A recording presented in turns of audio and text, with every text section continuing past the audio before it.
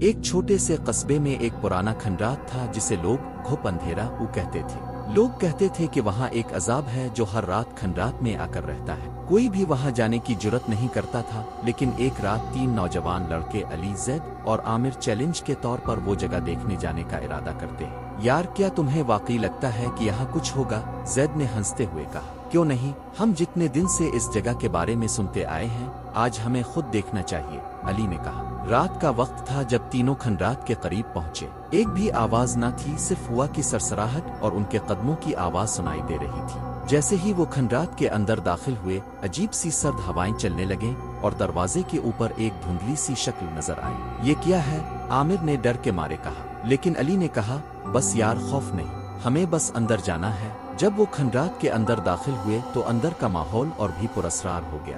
دروازہ بند ہو چکا تھا اور باہر کی روشنی مدھم ہو گئی تھی۔ اچانک ایک کھڑکی کے شیشے میں کچھ چمکتا ہوا نظر آیا، جیسے کوئی سایہ اندر کی طرف بڑھ رہا ہو۔ کیا یہ تم لوگوں نے دیکھا؟ زید کی آواز لرز رہی تھی۔ یہ کچھ نہیں ہے، بس یہاں کی پراسراریت کا اثر ہے، علی نے کہا، مگر اس کے دل میں بھی ایک عجیب سا خوف تھا۔ اس دوران اندر کی تاریکی اور بھی بڑھنے لگی۔ ان کے سامنے ایک دروازہ کھلتا ہوا نظر آیا، اور جیسے ہی وہ اس دروازے کے قریب پہنچے ایک آواز آئی، چھپ جاؤ۔ تینوں لڑکے سکتے میں آ گئے اور اچانک دروازہ خود بخود بند ہو گیا۔ اس سے پہلے کہ وہ کچھ سمجھ پاتے، پورے کھنڈرات میں ایک ہلکی سی چیخ سنائی دی۔ وہ چیخ اندر سے آ رہی تھی اور وہ آواز جیسے کسی کی مدد کی اپیل ہو۔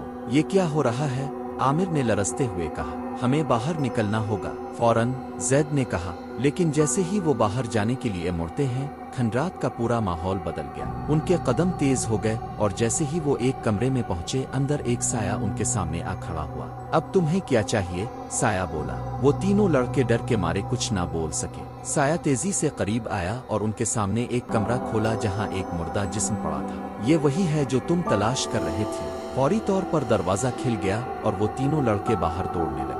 جب وہ باہر نکلے تو کھنڈرات کی روشنی مدھم ہو گئی اور یہ منظر ہمیشہ کے لیے ان کے ذہنوں میں باقی رہ گیا۔ اگلی صبح گاؤں کے لوگوں نے دیکھا کہ وہ تینوں لڑکے اب تک نہیں آئے۔ ان کی تلاش شروع ہوئی، مگر انہیں نہ تو وہ لڑکے ملے نہ وہ پراسرار کمرہ۔ کچھ ماہ بعد ایک اور نوجوان لڑکا جو کہ گاؤں کے لوگوں کا دوست تھا، کھنڈرات کے قریب پہنچا۔ اس نے وہاں ایک پرانا کاغذ پایا جس پر لکھا تھا، جو اس اندھیری جگہ میں قدم رکھے گا وہ واپس نہیں آ پائے گا۔ اس کاغذ کا راز آج تک کسی کو نہیں ملا اور کھنڈرات اب بھی اپنے اندر کچھ چھپائے ہوئے ہے۔